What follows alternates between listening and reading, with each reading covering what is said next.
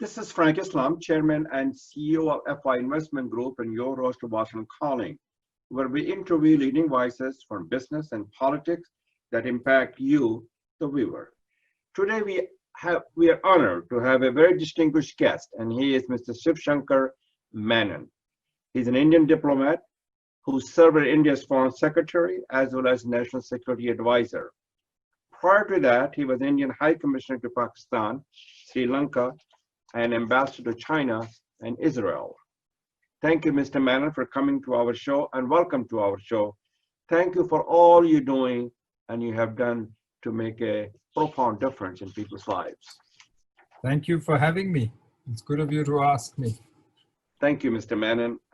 I know you come from a very illustrious family of diplomats and civil servant. Is this part of your DNA or a part of your blood? Tell us a little bit about your family's story, your journey. As I understand, your father and grandfather also served Indian Foreign Service. So you keep the family flag flying brightly. Well, there were, 3 generations of us. I think there were at least 4 of us who were in the Foreign Service. But it stopped with me.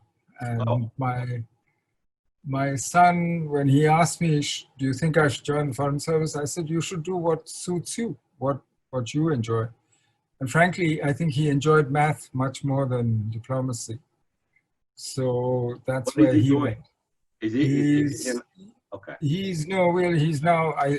don't understand his math, frankly. I'm not very good at this. But he works in the US right now. Where? Which part of the US?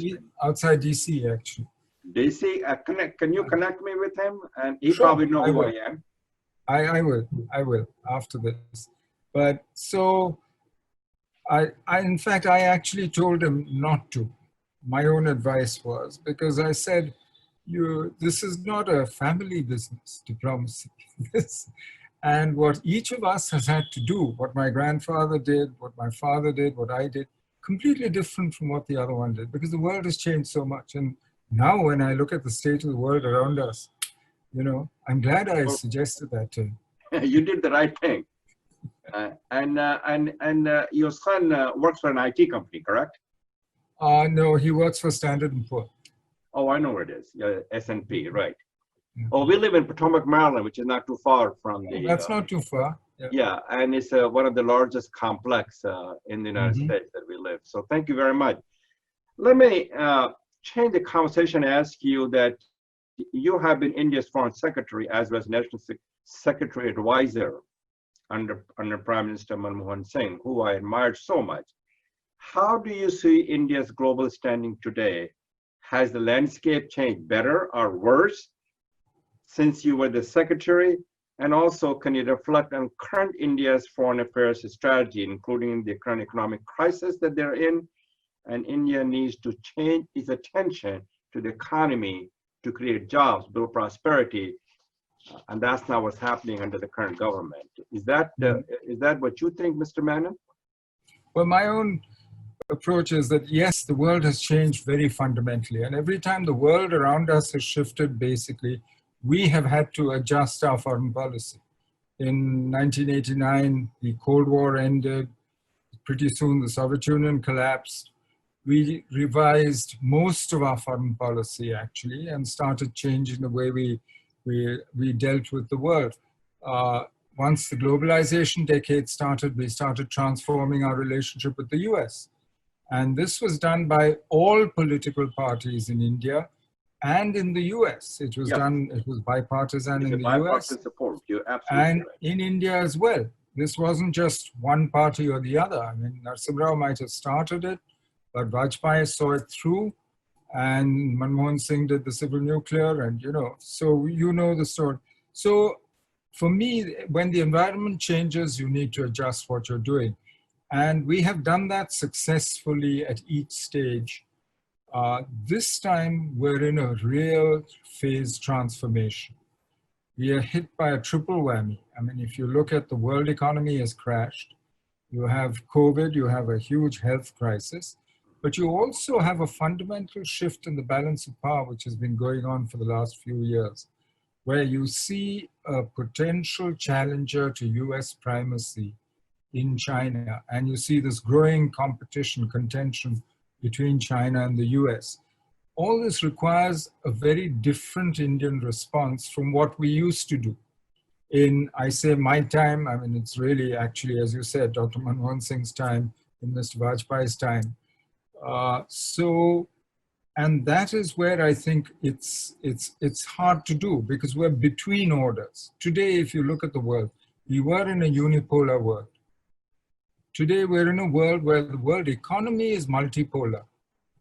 Power is spread. Militarily, it's still unipolar. The US is the sole superpower. The only country who can project power around the world today is the US. So it's still unipolar militarily. Politically, it's thoroughly confused. And what COVID has done is it has reduced everybody's reputation, power, and economic standing. Everybody is now struggling to get their economy going again, standing, create jobs. Most people's reaction to this much tougher environment abroad is to say, we'll turn inwards, we'll become more self-reliant, we'll do it ourselves. But the fact is, we can't solve these problems alone. We need to work with our partners, with our friends. So what happens? I mean, you can see the difference. In the last 10 years, India's relations, in the last 20 years actually, India's relations with the US have improved tremendously. With Japan, we're looking for, with ASEAN, and actually that goes back to Narasimha Rao starting Look East. So we adjusted policy. We emphasized economic diplomacy, but today, again, we have big choices to make, and we have to choose. Today, the world economy is being broken into fragments, you know, RCEP, TPP in Asia, and there's a USMCA, or the success of NAFTA in North America, and the EU in Europe, and each one is becoming more protectionist. For India, did well out of a globalized economy. Mm-hmm. That's when we grew fastest, when we pulled 140 million people out of poverty in 10 years. That was the time when we really did well.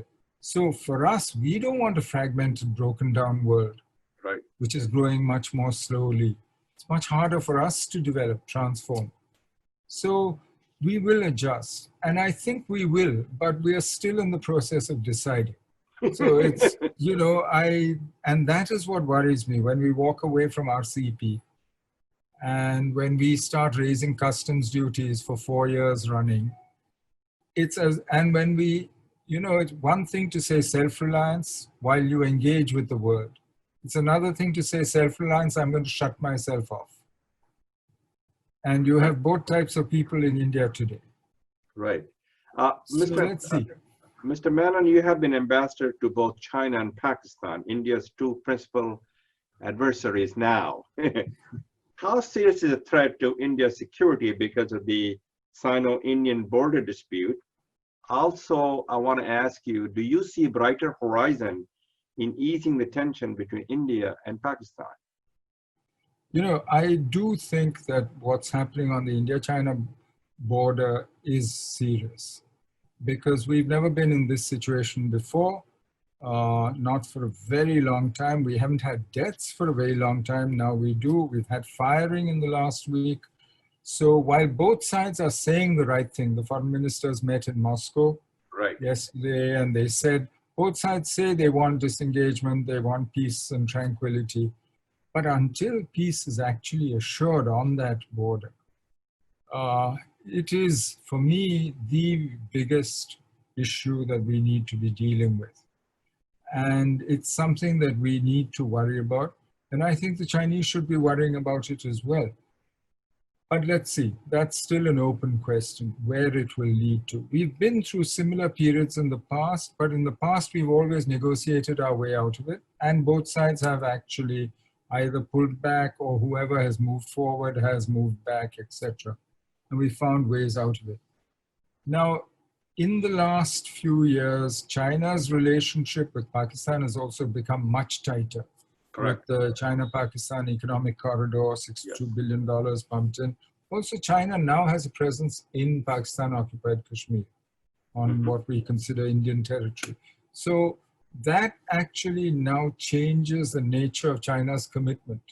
She now has a stake in continuing the present situation, meaning Pakistani occupation.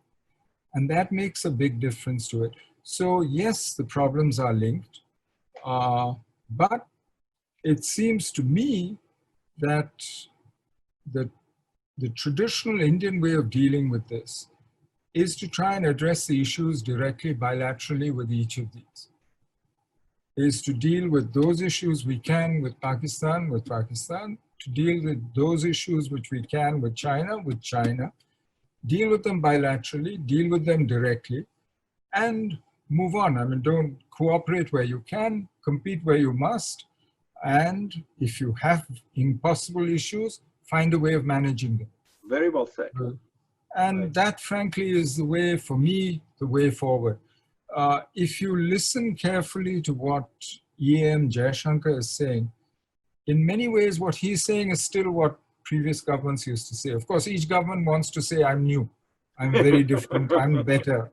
That's normal, that's politics, you know, democratic politics. But the fact is, I do believe that in terms of actual practice, we are still trying that. Whether it will work, I don't know, because Pakistan's own condition, I think, doesn't support normal relations with India. And we seem to have worked ourselves into a situation where a measured, controlled level of hostility with India seems to suit those who have real power in Pakistan, the army. Pakistan Army.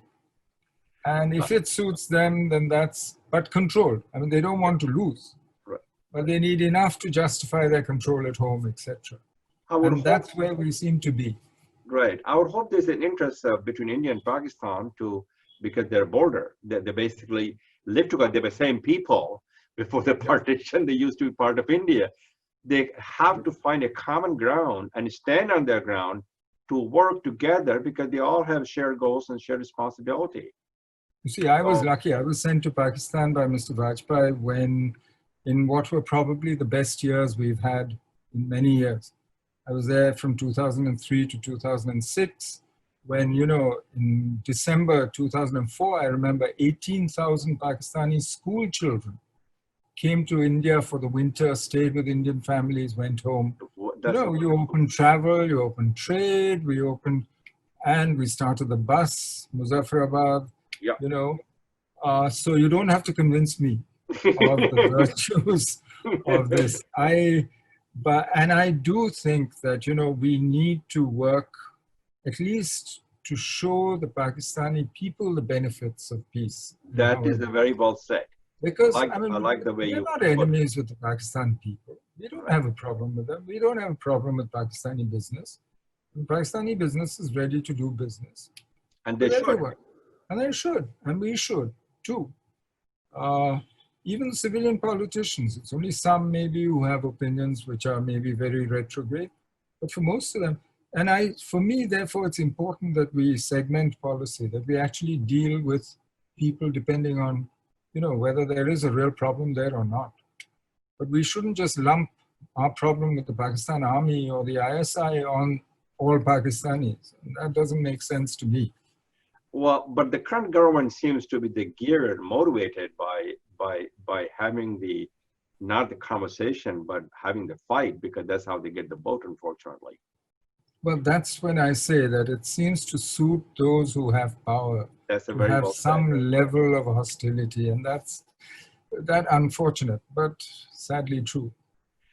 Mr. Menon, you're quoted as having said, and I think I watched the video, and I was able to find a little bit of time from the campaign. India has lost the ability to be a model country. You also said that India is isolated. Can you elaborate on this thought? Or also, do you still think that India is a global beacon of hope, democracy, diversity, and secularism? And can you reflect on your thoughts also on the Kashmir issue and the CAB and the human rights and the freedom of press and the freedom of religion in India, which has been a major talk and discussions in the Biden administration, in the foreign policy of the Biden team about this thing. Well, it seems But to we need me to work. I wanted to assure you that that there has been concern, but the bond for the Biden administration, the current, hopefully will be strengthened, will be better, and will take it to the next height U.S.-India relationship, because both have a shared values and shared interest. But it seems to me that the Indian experiment of trying to transform India into a prosperous, strong, modern country while being a democracy, which is, and on this scale, I think this has global significance, and people have always recognized that. It obviously has huge significance for us in India, but it's still an experiment. I think we have to also recognize that, even after 70 years, well, which is why we are still experimenting our own democracy after 250 years. And that's not a bad thing, because it means that we're growing, we're evolving, we're adapting to change, to new things. That's good. I mean, I have no problem with that. But in our case, I think a lot of the friction that you see now in India, and things that you mentioned, you know, the agitation about the CAA, etc., the NRC, responses, human rights, many of these are exactly where that friction at the edges is. And it's interesting. It's changed its form completely. In the 50s and 60s, we worried about separatism. You worried about revolution. I mean, you started with Telangana up in arms. You worried about a whole different set of issues. Today, what are you worrying about? Today, you're worrying about social inclusion. It's actually, you're worrying about inequality, which is a result of rapid growth and unequal growth. Some people have obviously done much better. Yep. Today, you're worrying about social issues which are very different from before. And as NSA, I used to say, if you look at us this century, all the parameters of violence in India have actually declined steadily. And this is still true. You look at terrorism, look at deaths by separatism, you look at, all these have gone down, except two things have gone up. And those are the dangerous ones. One is communal violence. Deaths by communal violence. The other is crimes against the person. This is social violence, This includes things like rape and so on, which suggests a society in some kind of ferment, in some kind of change. So now these are not things that the traditional state or traditional policing, traditional security is good at. We're not good at dealing with society. These are social issues. Society has to sort them out. And what we're seeing on the streets, or what we see in terms of violence, is really the explosion of that. And that is the stage that we are at. So it worries me, certainly. But overall, I'm still an optimist. I think we can handle it. But part of it is because we've changed so fast. So many people have suddenly come out of traditional, they no longer have their family, their clan, their village, their traditional people support systems. They're now alone, anonymous in a city, completely exposed thanks to social media, telephones, etc., ICT, to a whole new world out there. And therefore you get shifts in politics. Politics becomes much more emotional, much more a question of mass mobilization, because the means exist. And the population is also now relatively, you have a young, new, rootless population. You look at politics, every general election, 140 million new voters. That's not a small number. No. 140 million. That's a lot of people. It shifts the nature of what happens in society in fundamental ways. So I think we need to get used to that and cope with it. I'm sure we will, but it's not going to be easy. There will be friction in the process. You also need the leadership to bring the people together. Correct. How do you see the trajectory of and I think you touched upon the U.S. relationship, Indo-United States relationship after the U.S. election, depending who's elected, but sounds like the poll shows that Biden is ahead in the poll. Do you believe the India-US relationship under Biden will include a lot more trade, commerce, investment, and also you see the Biden will promote the inclusive democracy and equitable society, as you mentioned, which is the values, which is consistent with the values of the American democracy and character is conscious. Well, Mr. Biden has been a friend of India for a long time. Yes, he is. When I was, when he was in the House in the Senate Foreign Relations Committee, for instance. Chairman, yeah. He was the chairman when we did the nuclear deal. Right. He came to India as vice president. He visited. He has a family connection which goes all the way back, actually. I did not know that. There are Bidens in Chennai. It started in Chennai, but there were Bidens from, I think, from the 19th century. And there are still some Bidens in Mumbai. I need to talk to him to find that out. Is this because the family came from East Ireland? India Company. This is from the East India Company days, all the way back. Yeah. But there is, so, I think in India, there's a tremendous amount of goodwill for him as an individual and expectations of somebody who chose a vice presidential candidate who is of partly Indian origin. I think that made a huge impact throughout the country. It seems to me that even if you look at it purely from the realpolitik point of view, India and the US have more and more in common. And that congruence that is growing is going to keep growing. So I would expect both countries to do much more together in the years to come. I think this is a relationship which will actually do well, which will grow, which will flourish, deepen. But, and I think it'll expand beyond just the pure hard security issues into the other issues. There's a natural convergence in the economy, for instance, which I think both sides need to now actually go out and do something. And as things get harder, I think they are more focusing on this. Already, we're trying to do a trade deal, at least a phase 1 trade deal right now. But ultimately, I think we should be more ambitious and go for the big one. And I think we can do it. I really think we can. And we should do it. We must. Mr. Menon, you were the National Security Advisor under Prime Minister Singh administration, and we mentioned that a minute ago. What do you think are the fundamental differences in the global view between Singh and Modi? But to an American, this administration is motivated by religious nationalism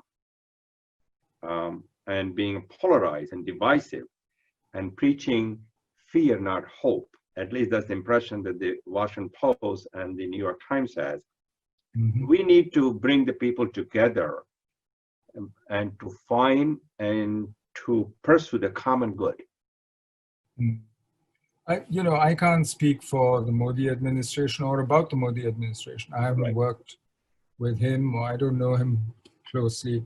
I know that Prime Minister Manmohan Singh had a view of India, which meant that India would do well when it was open to the world. Mm-hmm. And that the US was a natural partner in this because of the complementarity. As an economist, he saw the advantages. In fact, I think he'd done his PhD thesis on the advantages of trade and the benefits that foreign trade actually gave an economy. He understood how the world worked. And I saw this especially after the 2008 crisis in the G20, mm-hmm. when I saw the respect with which other leaders, not just President Bush, but then President Obama, who had just taken over, mm-hmm. and Gordon Brown of the UK. Mm-hmm. So when we went to the April London G20 summit, I remember, this was one of the voices that everyone wanted to hear, that they'd keep asking, what do you think we should be doing? And, for me, that was very important because India could speak as an objective observer and project her own point of view at the same time.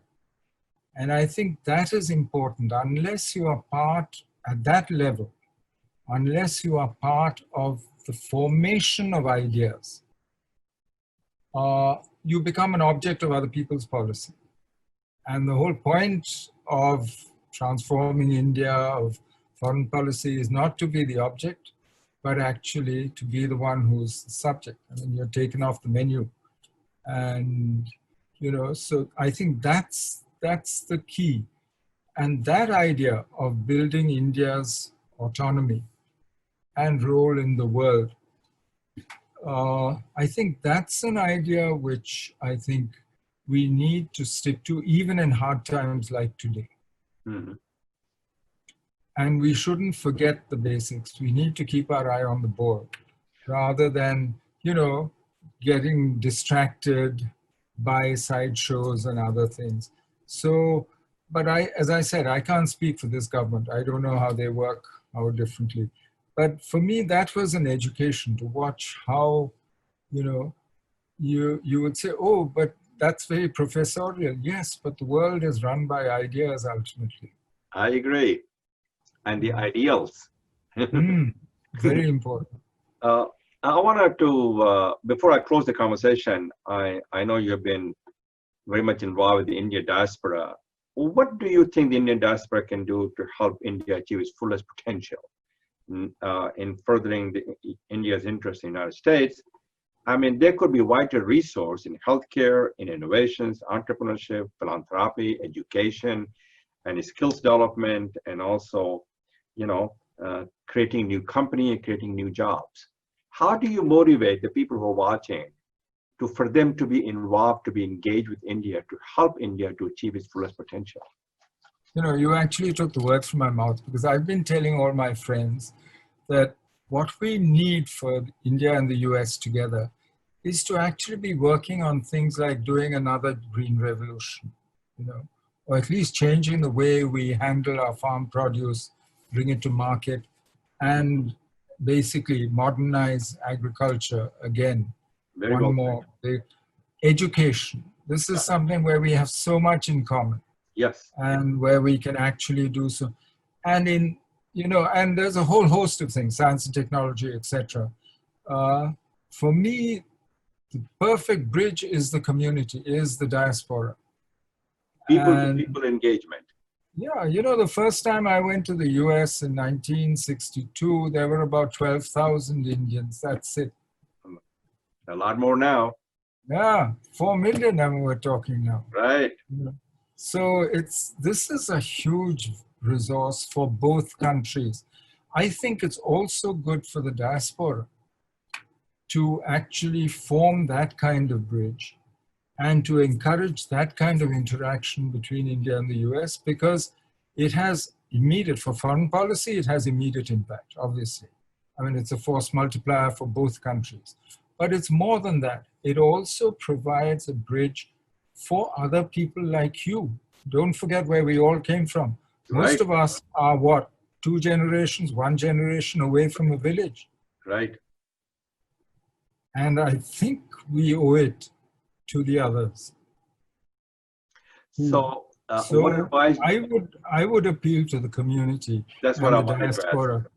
Yeah. To the diaspora, actually, that let's broaden the relationship between India and the US. Let's make this our job now. That's very well said. You want to deepen and strengthen the relationship between people to people, relationship between India and the United States. And also, one of the things that that's not happening in terms of education, we need to send some of the Americans to India so they can learn the cultures, the hours, and many, many things that India has to offer, in addition to getting the students from India as well. So we got to do both ways. And that's something we lack, and we need to do a better job. I think we need to open up as well. We need to open up our mind. Very well said. My foundation sponsored many scholarship program for the journalists to come from India to United States. It hasn't panned out as well as it should have from Hindustan Times and from many, many other places that we had through the Alfred Press Friendly Scholarship Program, and that was through the University of Missouri. I think you probably know that, right? I've heard of it. And we will continue to do that. Unfortunately, sometimes you feel that there's no sense of gratitude for the recipient of those kindness and generosity. That's the way we are, and we need to learn that. And I want to thank you very much for coming to our show, and thank you. We'll continue our discussions and our conversation. And this is Frank Islam wishing you a great week, and thank you for watching.